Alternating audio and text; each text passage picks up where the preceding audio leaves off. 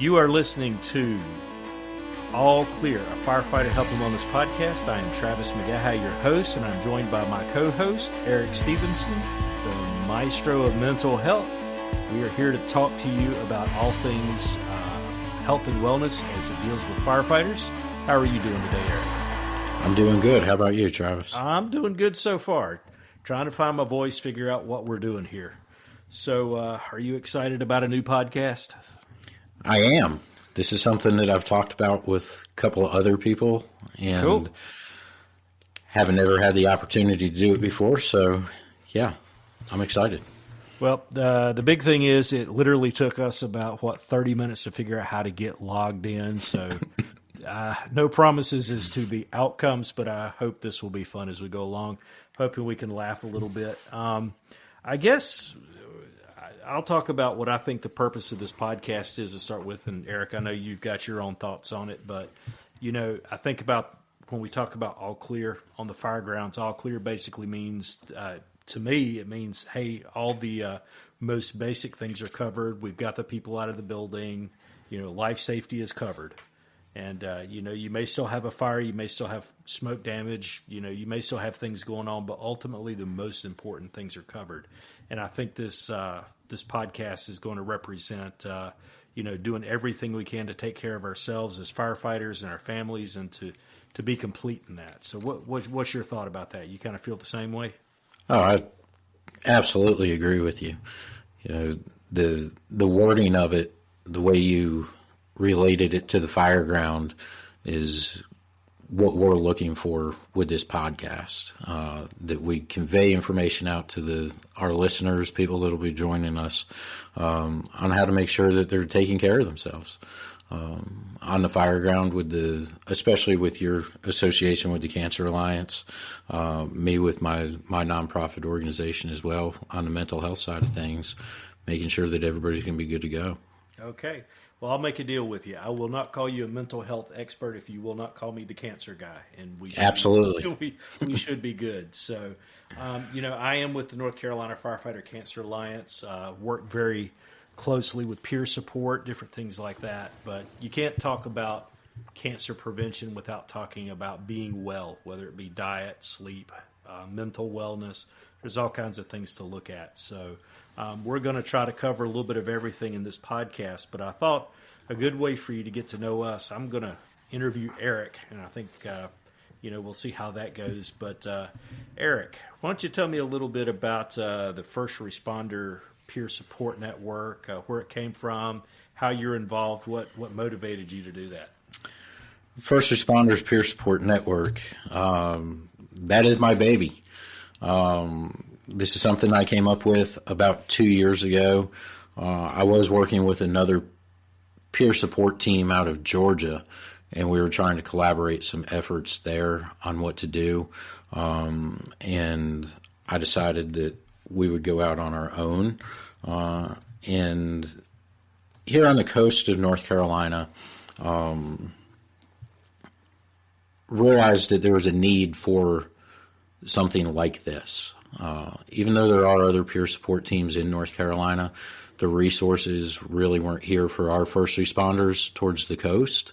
And dealing with my past, my own mental health, mismanaging my own mental health, I had to find something bigger than myself to be able to help me maintain and also still keep me associated with the fire department after my retirement from the job. So I came up with the First Responders Peer Support Network.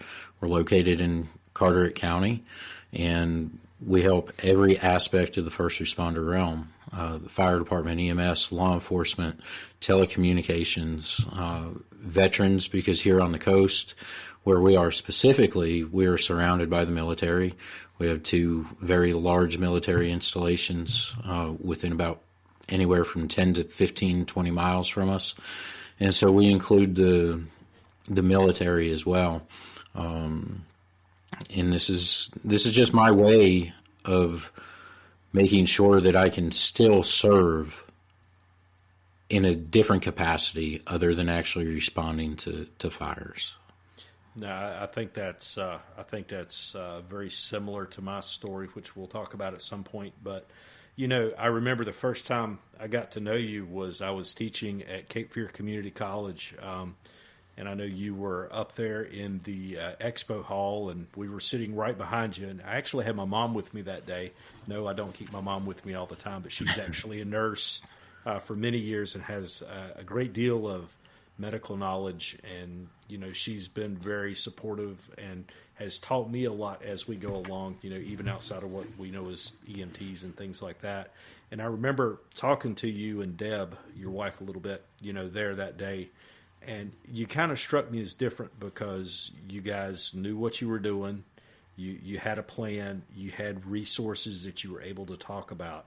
And, peer support is one of those things that it's kind of become a buzzword in probably the last 10 years, maybe even less in the fire service. It's like cancer. You hear about it. Oh, man, this helps prevent cancer, or, hey, this is good for your mental wellness. You hear these things, and, you don't know what's snake oil and you don't know what's real. But sometimes when you talk to people, you can see that their heart's genuinely in the right place. And, like I said, we got a good feeling when we were talking to you, and like I said, I've seen the impacts of what you've done with other people, and I know you've worked with the department that I work with professionally, and you've kind of helped us work with our mental health and wellness program, and I'm very happy to see that happening. But so with the First Responder Peer Support Network, how have you guys been received? Because I know that's something, there are multiple teams around the state, around the country, different things like that. How have you guys been received, I guess, in the last couple of years? Slow at first, very slow at first.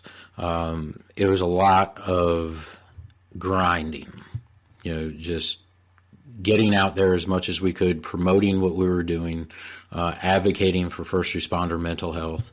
And here recently, over the last year, things started to open up for us. We were receptive a lot more by the community, not just here locally, but across the state, which was big. And then here recently, over the last few months especially, being able to have the opportunities that we have as an organization to build partnerships and relationships with organizations like the Cancer Alliance. This project that we're currently working on with you has just opened the floodgates to us. And we can't thank you enough for that opportunity. And it feels like a huge relief that, yes, here we are being recognized for the work and the efforts that we've been putting in to get to this point. And then it's also like Pandora's box. We've opened this thing, and we thought we had a lot of work to get to this point, and it's okay. Now it's time to really buckle down, because the work has just really begun now, and we need to carry that momentum, and we need to keep going. Yeah, I know. I was sitting at the Midwinter Chiefs Conference here in Concord. I was sitting in a session for one of our insurance companies here locally. I guess we'll mention their name at some point, but it was just kind of interesting sitting there, and they're going through the slides, and they're talking, and it was for the cancer policy and cancer program that was adopted last year.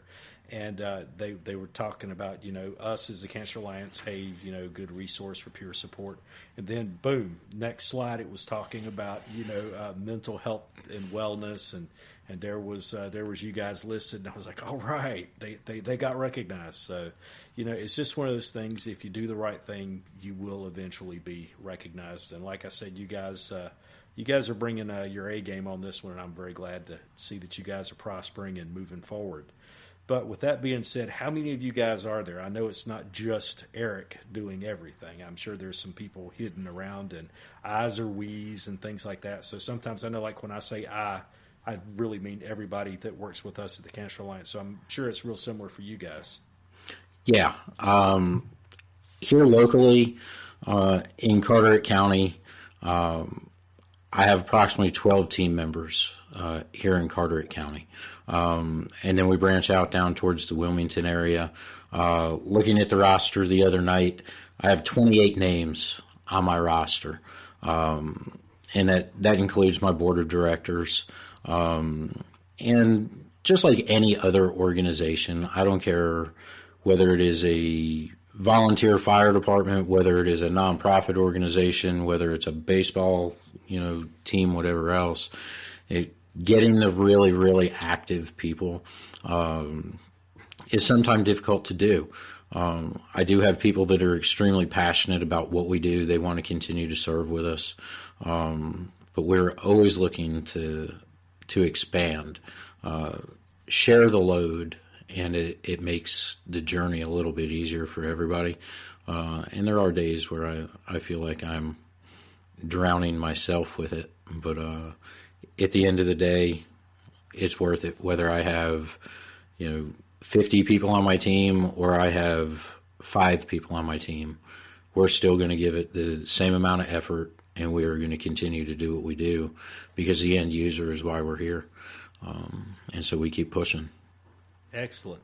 So I know I've talked with you about some of not personal information about the cases, but you've given me some experiences of how you feel relieved, you feel happy, you feel satisfied or fulfilled, I guess would be a better word, when you see your efforts paying off. Maybe someone is doing better, with their mental health. Maybe they're doing better, with the relationships they have.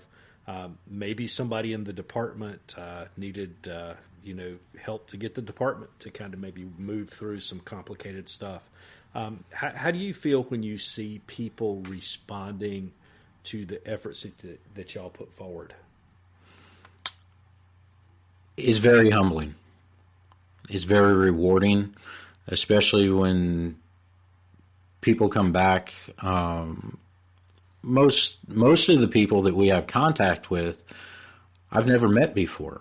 Some of them I might know them through association, might know a name, or I might see a face, but no actual real relationships with these individuals.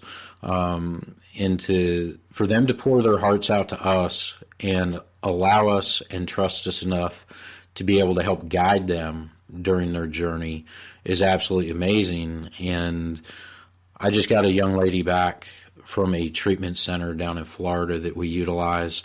Had never met this lady before, and she needed help. She wanted to go away somewhere. We facilitated that for her, and stayed in contact with her while she was down there. Coming home, prior to her going down there, just a little side note on this. Prior to her going down there, her clothes dryer, wasn't working in her house, and she was very hesitant on going. She wanted to go, but she was scared to go to a treatment center. We were able to get her down there. She spent 30 days down there, and in the meantime, we secured a brand new dryer for her. And so when she comes home, she let me know she was home. And first, the phone call of being able to talk to her, knowing she was back home, was absolutely terrific. We had our little hellos and words exchanged between the two of us. And it's very rewarding when you have somebody that you have never actually met before credit you with saving their life. Being with them the entire time, reassuring them that it was okay. And to be credited with saving somebody's life is huge. And then on top of it, the cherry on top of the cake there, was being able to deliver the washer to her, the dryer, I'm sorry, being able to deliver that dryer to her, and, a complete stranger. And why do we do it? It's because we care, and we want to see people be successful. We want to see people be happy. And in turn, we get a huge reward out of that ourselves. And so it's very rewarding, very humbling, and it's gratifying for us. Well, that's good. It's really good to see that you have personal fulfillment through the efforts that you put into this, because I know you sink a lot of time, effort, resources, both personal and, I guess, otherwise, to make it happen. So Ask my wife. Yes, yeah, no, Deb's spectacular too, and like I said, you guys really are putting your heart into your work, and and I'll speak from my perspective. I didn't put a whole lot of thought into the value of mental health, in the fire service, honestly, because okay, there's going to be a debriefing. We're going to talk about what happened, critical stress management. But in the last couple of years, I've seen it kind of inching up, the importance of it. And now that I've been able to, get to know you, and you've explained a lot more to me than I could even begin to understand. And it really helps me see the value in this. And I know that in Concord, where I work professionally, we have a chaplain, Brad Hunt, a spectacular guy. If he hears this, I will deny that I said that. But he is super awesome. And, there's been sometimes that I've talked to him about things that were on my mind, with my parents' health and things like that, when I was just really stressed out. And I know that when COVID came through, that had a pretty heavy impact on me. Not that I was scared of it or anything like that, but when you're being told, well, we've never dealt with anything like this before. We don't know what you're going to be doing. We don't know how you're going to be doing it or where you'll be doing it from.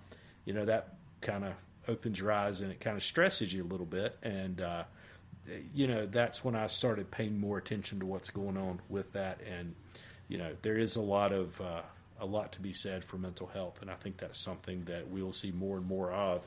And like I said, that's definitely a big part of what our podcast is about, is talking about those things. And I'm sure I will be psychoanalyzed at some point in our conversations, and it might scare you. But like I said, I'm very pleased to be able to get to know you and see what you're doing. But now, in addition to that, we talk about everything you do with mental health and all that. Where did Eric come from, and what does Eric do other than talk to people about mental health? I'm sure there's other stuff you do.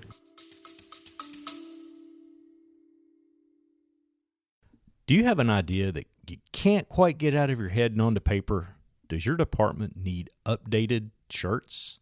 If so, you need to talk to the guys over at Studio Print Shop. We've been working with the guys at Studio on making some of our ideas become reality. Whether you need screen printing, embroidery, or graphic design, they have you covered. They're even working with the latest direct-to-garment printing technology to make your ideas come true. Check out their link on our website or go to studioprintshop.com and get 10% off your first order when you use the discount code ALLCLEAR. Studio Print Shop, creativity fueled by passion and vision.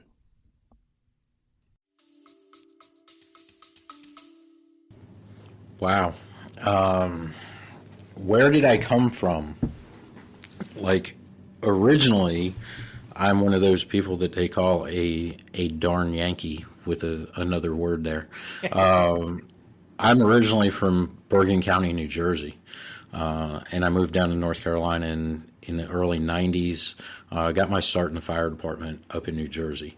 I've done a total of 30 years in the fire department, and had to end my career not the way that I wanted to. Went out on a medical disability retirement due to job-related issues, PTSD, anxiety, depression issues, suicidal ideations incorporated into that as well. And so I made a very difficult decision after going away to a treatment facility that I could not heal properly from my past traumas while I was still continuing to expose myself to the same traumas. So I did medically retire out of the fire department, which was not an easy journey in itself. But outside of what I do with the peer support organization, I am married, happily married, I can say. It'll be 18 years this May that Deb and I have been married. We've been together longer than that, but yeah, we'll be married 18 years this May. And when I'm not running around like a chicken with my head cut off, doing other things, Deb and I like to spend a lot of time together outside as much as possible. We used to be really avid motorcycle riders together, but due to my recovery journey, I realized that was not the thing for me to be doing. But we do love the outdoors. We love to hunt. Deb is a absolute freak when it comes to deer and turkey hunting. So when those seasons roll around, we try to do that as much as possible. And I also have another side adventure that I'm hopefully going to have launched here within the next few weeks. We've run into some issues with the local health department on it, but we're starting a food trailer. We're going to be serving classic Americana style comfort food, something I've wanted to do for a long time, and we finally pulled the trigger on it, and hopefully we'll have that up and running here pretty soon. Cool. Sounds awesome. So there's two things that I did not know about you. I did not know you were from New Jersey, and I did not know that you were into cooking. Two things I did not know about you. So I'm sure we'll learn stuff as we There we go. Yeah. Oh, that's very awesome. That's very awesome. And like I said, we all have to have things outside of work. And I think you're leading that balanced life. And thank you for sharing your own personal, journey with this. And one of the things that I've learned from the folks that I see through our peer support program, and we can talk about that on another show. But one of the things I've learned is that a lot of what we do are journeys, and sometimes we aren't to the end of some of them. Some of them we've ended. Sometimes we're just starting a new one. And like I always say about cancer, when we talk to someone who's had a positive diagnosis, they're affected, and it's not just them, but it's their families, it's their department, it's their community. And when we see that happen, everybody starts a journey at that point, and sometimes it takes a while to work through it. And, that's the whole purpose of the podcast, is talk about the journeys that we get on. And it can be funny, it can be sad, it can be depressing, it can be positive. So there'll be a lot of things that we'll be looking at. But, thank you for taking time to talk to us, Eric, about what's going on with you. And like I said, maybe next time we'll tell a little bit of my story and, kind of where the Cancer Alliance came from and where we're headed. And, Sure. Same thing. It's a lot of exciting stuff happening. But, you being the, I can't call you the mental health expert, the maestro of mental health. Can I try an exercise on you before we leave today, before we pack it in? Sure. All right. One of the things I used to work with a guy, we called him Bones. I'm sure he'll be listening to this at some point. But Mike was very much into mindfulness, being aware of the moment, being aware of, what's going on, be grateful for what you have and what you've received. And he was telling me a story about how when he would wash dishes at the station, that was when he would have his mindfulness about each movement, each thing he does. So I got to kind of thinking about that. And, I think it would be good for everybody. I guess one of our listeners, well, your wife will be listening, my wife will be listening. So we'll have two listeners at least to start with. And anyway, with that being said, maybe as an exercise that we can try to do as we go through our episodes, what is one thing that you are thankful for that you have received through the fire service, through your being involved in, the brotherhood and in the industry that we are? What is one maybe small thing that you've gained from the fire service? If you want me to, I can go first, and that way that'll give you a minute to think. Didn't mean to blindside you with that one. Yeah, that was a truck hitting me right there. You throw something out there, and I'll feed off of that one. I'll tell you the one thing that the fire service has given me as a starting point to appreciate is the camaraderie, brotherhood, the fact that, I've had many jobs in my life, but this is not a job. This is a lifestyle where I know there's people that support me. I might not get along with them all the time, but ultimately I know everybody is there to back me up, and I've seen them do it.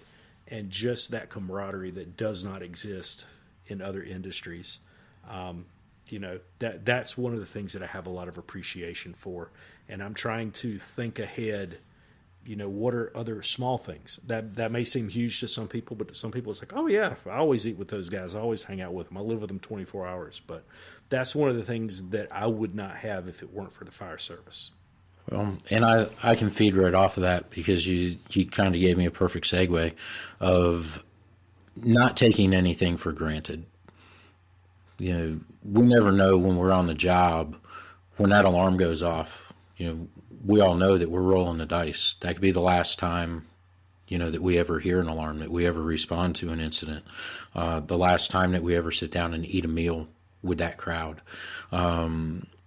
And we do seem to take a lot of things for granted, not just on the job, but in our own personal life. And I've almost been killed on the job at incidents, and due to job-related stressors, I've also almost lost my life before. So I don't take anything for granted. Every single day is a blessing to be here. I'm thankful for being here. And I make sure that I try to practice gratitude in my life every single day because of that. Absolutely. So maybe as we do our episodes, maybe we can kind of wrap up with, things that make us grateful, things that we're mindful of, that the fire service brought us that we wouldn't have otherwise, because that is a bond that is very deep. One of my former chiefs used to say it was faith, family, fire department. Those are the three big things in life. And, I think that is the case. But just to kind of give you an idea of what we're hoping to do with the podcast, we're going to try to keep it to about a half hour. We're looking at to start off about every other week. We hope people will listen. I'm going to throw out my email address, and I think Eric will probably throw his out too. If you want to reach out to us, you can email either one of us, and we'll be happy to look at it. But we're looking for questions, stories. We're looking for topics to talk about. If you are a specialist in your area, whether it be fitness, nutrition, mental health, hey, we'll talk to anybody, because I know you'll be tired of talking to us, listening to us before too long. So anyway, and we're trying to keep it light, but my name is Travis McGaha, and I'm with the North Carolina Firefighter Cancer Alliance. You can reach me at t.mcgaha@ncfirefightercancer.org. And Eric, where can they get a hold of you at? I am Eric Stevenson. I'm the Executive Director of the First Responders Peer Support Network. And the easiest way to get in touch with me is through my email at info@frpsn.org. All right. Well, very good. Well, Eric, thanks for taking time for us to experiment through this first one. I'm sure we'll have another one. We'll have in the can before long. And, like my dad always said, just make sure you're never the smartest man in the room. And hopefully we'll talk to y'all before too long. All right. All right. Thanks, Travis. Have a good one.